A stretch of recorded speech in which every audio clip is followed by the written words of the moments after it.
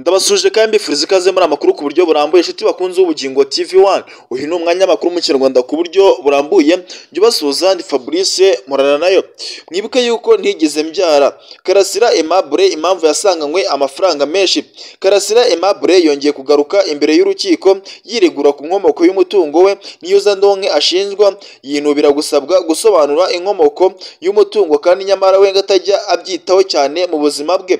Mwiburanisha ryo kuri wa 8 Nyakanga 2025 Karasira n'abunganizi be bagenewe umwanya wo gukomeza gusobanura inkomoko y'umutungo wa Karasira. Mu kwiregura Maître Bikotwa wunganira Karasira yatangiye atanga ibisobanuro bya miliyoni 11 yasanzwe kuri momo y'umukiriya wiwe, avuga yuko arimo ibice bibiri, harimo miliyoni 1 n'igice y'ubwishyu bw'ikibanza yazuyuzuzaga ayishyuwe imbere agera kuri miliyoni 4 z'amafaranga y'u Rwanda. Yakomeje avuga yuko kandi miliyoni 10 yavuye mu bufasha Karasira yagiye abona nyuma yo kwirukanwa ku kazi. Ati abantu batandukanye bacyumva ko Karasira afite ikibazo yavugiye kuri YouTube batangiye kumufasha, barimo Peter Mutabaruka binyuze mu ikoranabuhanga rya GoFundMe akajya ahabwa 950 buri kwezi, ndetse n'abandi bakoranaga kuri telefone bakoresheje banki ndetse na World Remit ndetse na Momo na MoneyGram na Western Union ndetse n'ibindi.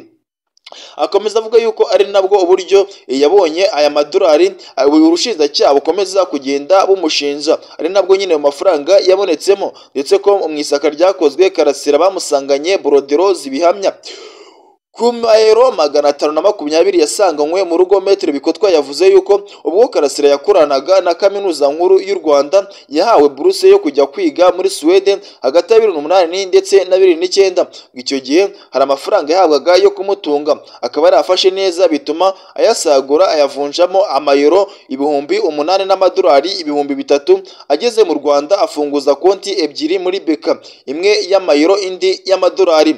Mu kubitsa Karasira yashyizeho 1,476 by'amayero, asigaye kuri 520 y'amayero yagiye kubika mu rugo ngo ajye amubera urwibutso. Ibyo avuga yuko ubushinjacyaha ngo bubyita kuyahisha, nyamara we azi yuko atarahishe.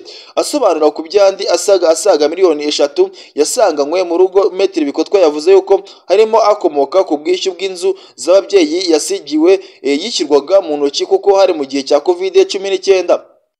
Karasira yongeyeho ko mu biganiro yakoranye n'ibinyamakuru bitandukanye mu mwaka wa 2019 birimo Umurabyo TV, Isimbi TV, Ukwezi Kwivi ndetse n'ibindi, yagiye avuga ubuzima n'amateka bye bigatuma abantu batangira kumugirira impuhwe, binatuma anafashwa cyane. Ibi byabaye mu bantu benshi bagiye batandukanye.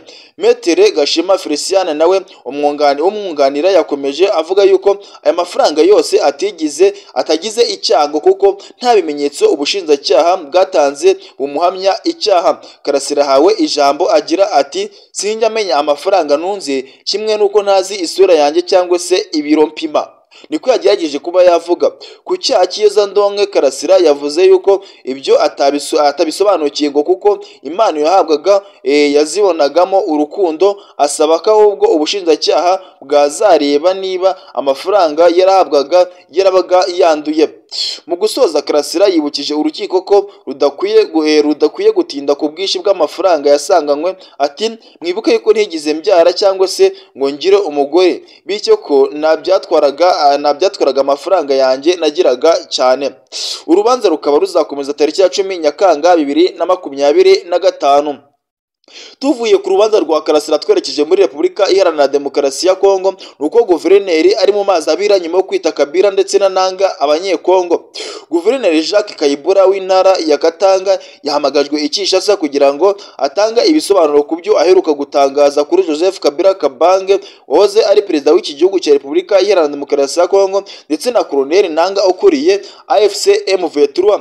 Minisitiri w'umutekano w'imbere muri Repubulika Iharanira Demokarasi ya Kongo Jacquemin Shabani niwe wamuhamagaje, gusa amakuru akavuga yuko itegeko ryaba ryatanzwe na Perezida Felix Antoine Tshisekedi Chilombo. Kayibura mu butumwa yandikiwe na Minisitiri Shabani yasabwe guhagarika ibikorwa bye byose akitaba bitarenze amasaha 48. Uyu guverineri yahamagajwe i Kinshasa nyuma y'amasaha make atangaje yuko nyirabayazana w'intambara mu burasirazuba bwa Kongo ari Kagame aho kuba Kabila ndetse na Nanga. yunzemo ati Kabila na Nanga ni abanyekongo, ibibazo byabo bikwiye gukemurirwa mu muryango. Nayo magambo yavuze. Uyu mugabo yashimangiye ko Kabila na Nanga ari abanyekongo mu gihe ubutegetsi bwa Kinshasa bubafata nk'abagambanyi bakomeye cyane b'igihugu cya Repubulika Iharanira Demokarasi ya Kongo. Nanga yakatiwe igihano cya burundu nyuma yo kwihuza n'umutwe wa FC M23 bagashinga ihuriro rya M23 rya Alliance Fleuve Congo rigamije gukuraho ubutegetsi bwa Kinshasa. Kuva Joseph Kabila Kabange yava mu buhungiro akerekeza mu mujyi wa Goma ugenzurwa na M23, nayo Kinshasa yamushinje kujya mu mutwe ugambiriye wirika ubutegetsi bwa Repubulika Iharanira Demokarasi ya Kongo uyobowe na Perezida Felix Antoine Tshisekedi Chilombo yanasimbuye. Amakuru yacu munyemere cyakomereze n'ubundi muri iki gihugu cya Repubulika Iharanira Demokarasi ya Kongo. FARDC na FDLR n'ingabo z'abarundi biri gutegura ibitero simusiga ku banyamurenge. Umutwe wa twirwaniho ugamije kurengera abanyekongo mu bwoko bw'abanyamurenge watanze impuruza ku bitero simusiga ihuriro ry'ingabo za Leta ya Repubulika Iharanira Demokarasi ya Kongo riri gutegura kugaba kuri bari abaturage b'igihugu cya Repubulika Iharanira Demokarasi ya Kongo. Uyu mutwe mu itangazo wasoye washinze ihuriro rigizwe na FARDC na FDLR na Wazalendo n'ingabo z'u Burundi kuba bimaze igihe byaragose abaturage muri Minembwe nyuma yo gushinja ibirindiro mu bice by'ingenzi. Usibye kugota abaturage, twirwaneho inashinja ingabo za Leta ya Repubulika Iharanira Demokarasi ya Kongo guhohotera no kwirukana abanyamurenge mu bice bitandukanye muri Minembwe mu gihe zitegura kugaba ibitero.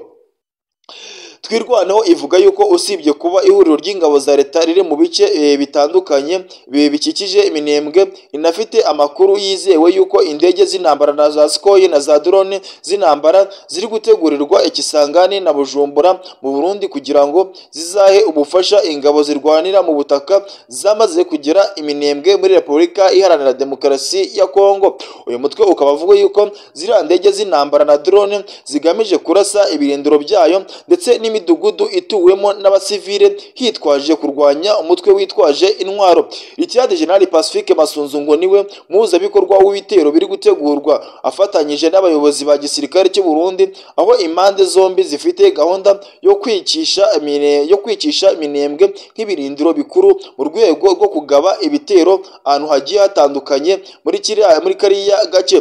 Ku bwatwirwaneho ngo ibi bitero biri mu nzira kugabwa kuri Minembwe ni biri mu rwego rwo kugota cyangwa se gutera cyangwa se gusenya cyangwa se kwirukana abanyamurenge mu midugudu igiye itandukanye yabo, ahubwo ngo biragaragara ko hari ubwicanyi bushingiye ku bwoko bwateguye muri ubwo buryo, ari nayo mpamvu rero ngo bashaka ngo gukora jenoside bayikorera abanyamurenge. Yunzemo yuko batazarebera mu gihe abanyamurenge bari gukorerwa jenoside, ahubwo igomba gufata ingamba zikwiye mu buryo bwo kwirinda ko abanyamurenge bazicwa na Repubulika Iharanira Demokarasi ya Kongo. Naho Repubulika Iharanira Demokarasi ya Kongo yo ikomeje kunengwa mu buryo ikomeje kwitwara nyuma y'amasezerano y'amahoro yasinywe imbere ya Leta Zunze Ubumwe za Amerika. Abasesengura ibya politike baravuga yuko kuba Repubulika Iharanira Demokarasi ya Kongo ikomeje gukoresha abacashuro bigaragaza yuko nta bushake iki gihugu gifite bwo gushyira mu bikorwa amasezerano y'amahoro basinye hagati yabo ndetse n'igihugu cy'u Rwanda. Kimwe mu bintu by'ingenzi AFC M23 yakoze igifata umujyi wa Goma ni ukwemerera abacashuro bakaba 300 biganjemo abo muri Romania gusubira mu gihugu cyabo banyuze mu gihugu cy'u Rwanda. Icyakorana n'ubu ngubu amakuru aremeza yuko Repubulika Iharanira Demokarasi ya Kongo ikomeje kwifashisha abacashuro harimo n'abakomoka muri Romania, nk'uko biherutse gutangazwa na Minisitiri Jean Patrick Olivier Nduhungirehe ubwo yari muri Amerika mu gikorwa cyiswe Rwanda Convention 2025. Minisitiri w'Ububanyi n'Amahanga Ambasaderi Jean Patrick Olivier Nduhungirehe avuga yuko iyi myitwarire ari inkomyi ikomeye kwishyirwa mu bikorwa ry'amasezerano y'amahoro y'ibihugu byombi byasinyiye muri Leta Zunze Ubumwe za Amerika. Tariki ya 27 Kamena 2025 u Rwanda na Repubulika Iharanira Demokarasi ya Kongo nibyo byagiranye amasezerano y'amahoro imbere y'umunyamabanga wa Leta Zunze Ubumwe za Amerika Marco Rubio. Gusa Repubulika Iharanira Demokarasi ya Kongo ikomeje kuviola ayo masezerano. Abari basinyiye amasezerano ndetse n'abasesenguzi bavuga yuko ibizava mu biganiro hagati ya Repubulika Iharanira Demokarasi ya Kongo na FCM Vetro ari byo bizagena icyerekezo cy'aya masezerano, dore ko hari abavuga yuko ari nayo afite uruhare runini mu gucukumbura umuzi w'ikibazo muri Repubulika Iharanira Demokarasi ya Kongo. Impuguke mu bumenyi bwa politike Dr Eric Dushabande avuga yuko ukurikije uko byifashwe ku kibuga cy'imirwano hari impungenge yuko aya masezerano ashobora kutazubahirizwa. Mu kiganiro aherutse kugirana n'abanyamakuru, Perezida w'u Rwanda Paul Kagame yagaragaje ko mu gihe cyose umutekano w'u Rwanda uzaba ubangamiwe, nta muntu n'umwe iki gihugu cy'u Rwanda kizasaba uburenganzira bwo kurinda umutekano wacyo. Yanavuze yuko umusaruro w'ibiganiro bya Doha uhuza umutwe wa Vetro ndetse na Repubulika Iharanira Demokarasi ya Kongo ukwiye kuba imbarutso yo kuba yakemura kino kibazo cya Repubulika Iharanira Demokarasi ya Kongo. Ayo niyo makuru nari nabateguriye, ngirente Fabrice Muranonda.